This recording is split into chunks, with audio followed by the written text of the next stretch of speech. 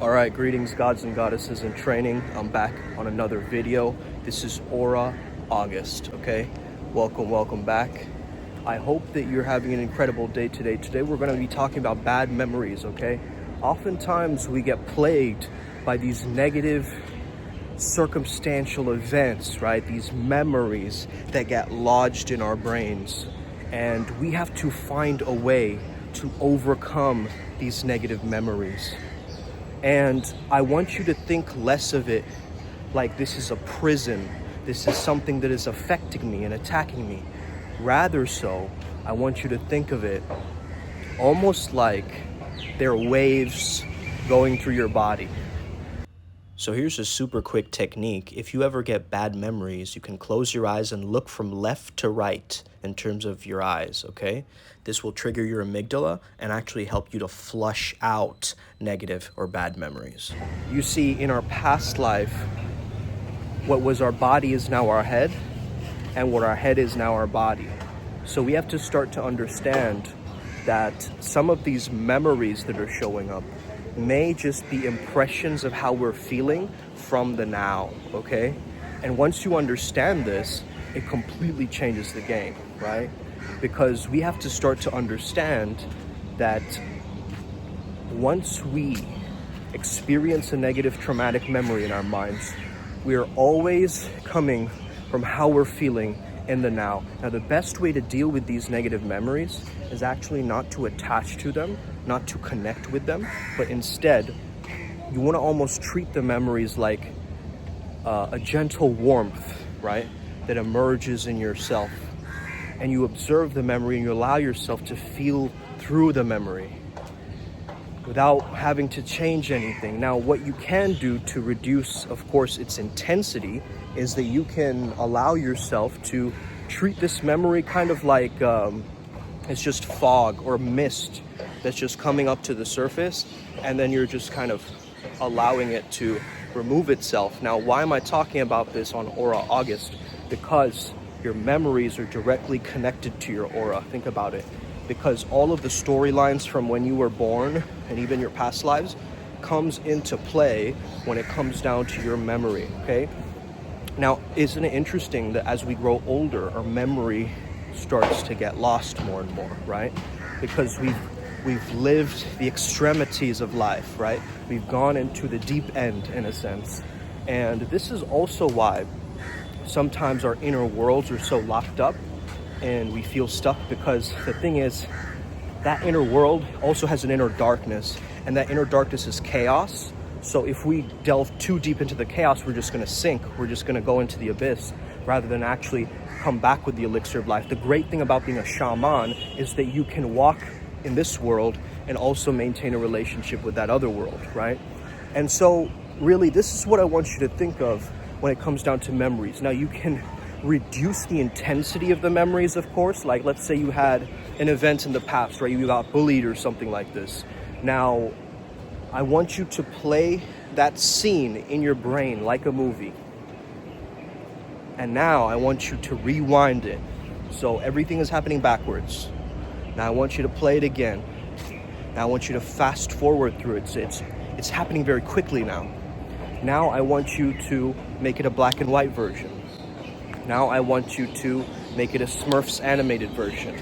Now I want you to create a version out of that is like a Wild West version. Now I want you to imagine that it's a sci-fi version. What am I doing exactly? I'm changing the scenery. I'm changing the background, right? So that the foreground can function. I'm changing the background so the foreground can function. Now you're not attaching so deeply to that memory storyline, okay? You're seeing the comedy of it. You're seeing the tragedy of it. You're seeing it in slow motion, fast motion. You're seeing it through all these different filters, right? You're seeing it through all these different lenses. And now your interaction with the world is going to be hyper different, incredibly different, because you understand that your memory also creates your certainty and confidence and things like this, right? Like, if you know that something bad or negative has happened to you, it's gonna play like a puppet string in the back of your mind. So the next time that these pain body attacks or these different things show up, remember not to clench or try to, you know, create more armoring or like a sense of like inwards, you know, protective mechanism. Rather, you want to maintain that kind of sense of openness, which then if you start to do that actually for more and more times, you will start to notice that every single time that you go into this practice, it starts to change and cause ripple effects through your whole mind, body, spirit mechanism, okay? And this is a mechanism that's happening all the time, okay? So one thing that I want you to really understand is not to force that memory, right? Let it be easy, almost like, you know how a child is playing with their imagination and they have like all these drawings and things like this, right? And maybe they draw a bear and it doesn't look anything like a bear, but you as an adult, you kind of have to have that little bit of a lie, right? Where you tell them that, oh my gosh, that's the best bear ever, right? Just to encourage them to explore their experience. The same thing you want to do with your memories, okay?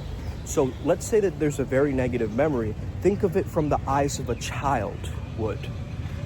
That memory is now connecting you deeper to your inner child and the way that your inner child would have handled it, right? Because our inner child also understands how we would naturally handle conflict. Like, this is from Chase Hughes, right? So that whole idea of animal behavior. So let's say that you have a vigilant way of handling it, like a wolf, or you retreat like a, you know, tortoise in a shell, or perhaps you have a more so an innocent approach, like you become like a little lamb or a sheep, right? So these are just different ways that you would have handled conflict in childhood, but now as you're an adult, you still find yourself doing this thing, right?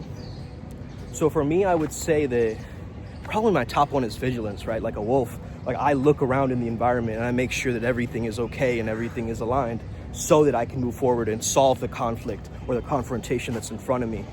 But with your memories, I kind of want you to play with it, right?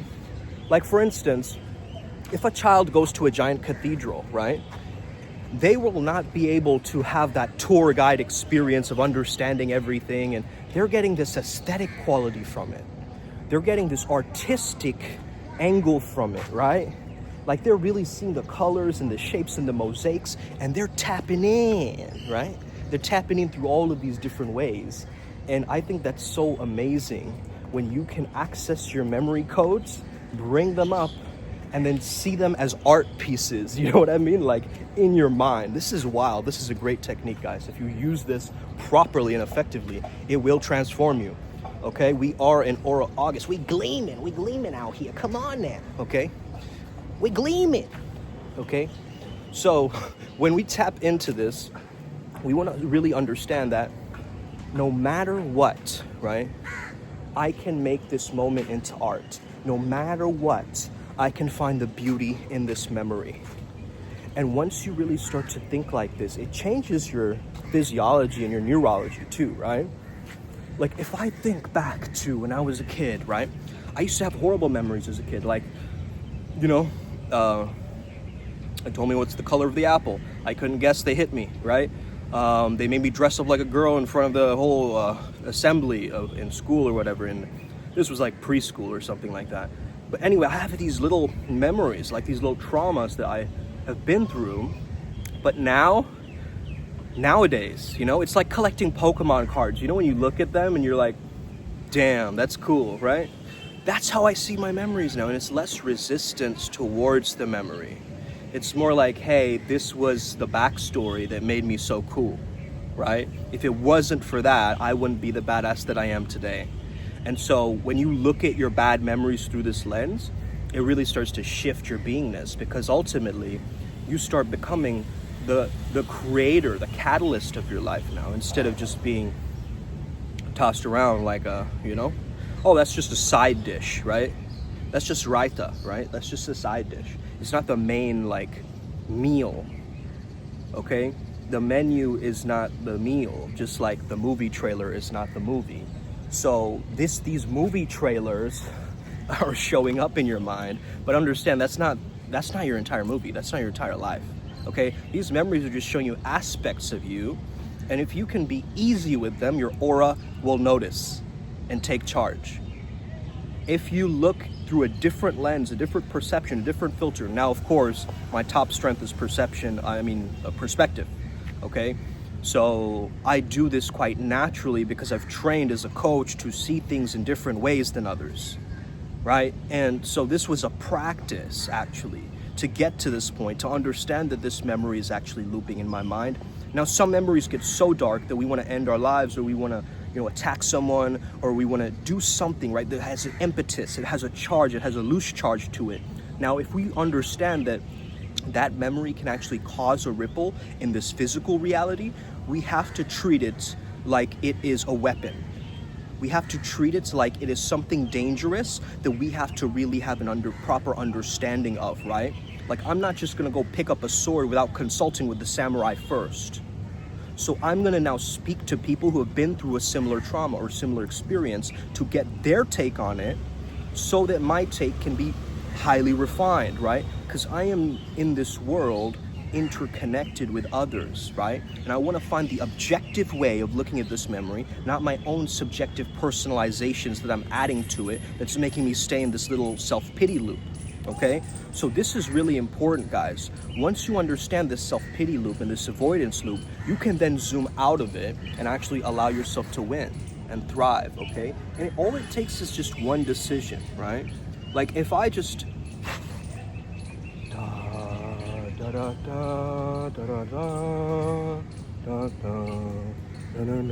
right?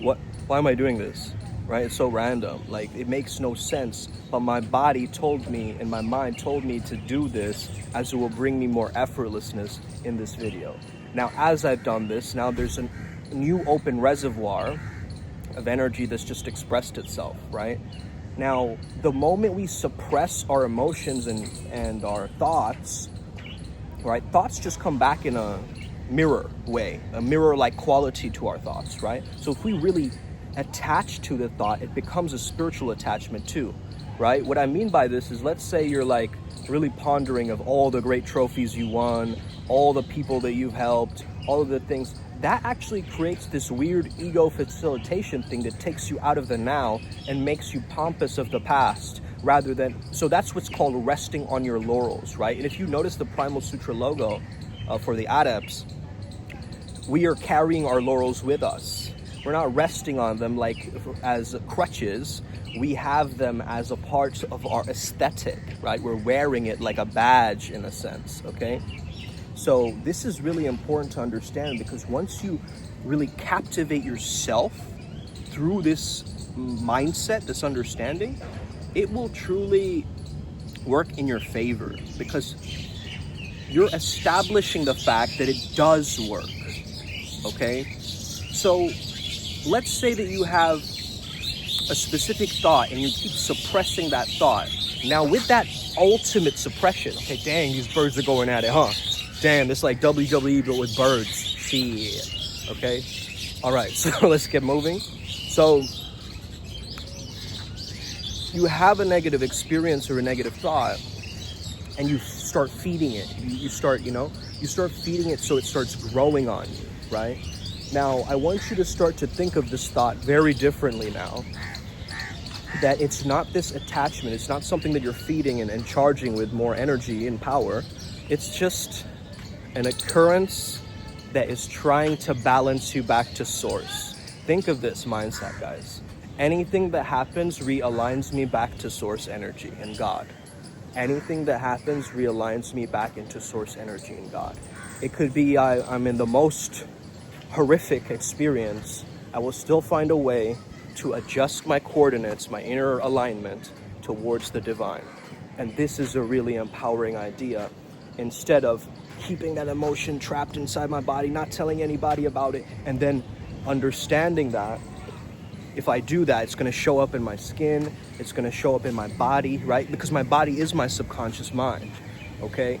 So if I'm experiencing a lot of, let's say, sluggishness through my body or different issues through my body, I know it's because of this mentality that I'm feeding. I'm holding on to it and I'm chewing on the remnants of whatever that experience is, okay? Now, I don't want you guys to just take this because I'm saying it in a video and I'm in a suit or whatever. Like, that's something that you really have to explore yourself, because you have very different memories from me, okay? And a lot of people lead these very mediocre lives where they're just constantly in a loop and they're just doing the same monotonous, mundane shit over and over again. But I want you to really start to imagine that every day is unique. Every day there's an opportunity for change. Every day you have an adventure that's waiting for you. Once you start thinking like this, you gain that momentum back, right? You stop trying to escape the situation, you sharpen, right? You get more refined. So last month was about refinement. This month about taking that refinement, stacking it into gleaming with this energy. You get what I mean? So think about this. I hope this helps you out today. Have an incredible rest of your day. May the flow be with you, and stay legendary, guys. Okay, we got this. You got this. Upward Spiral gang. I will see you when I see you. Okay, let's get it. Osa, winning.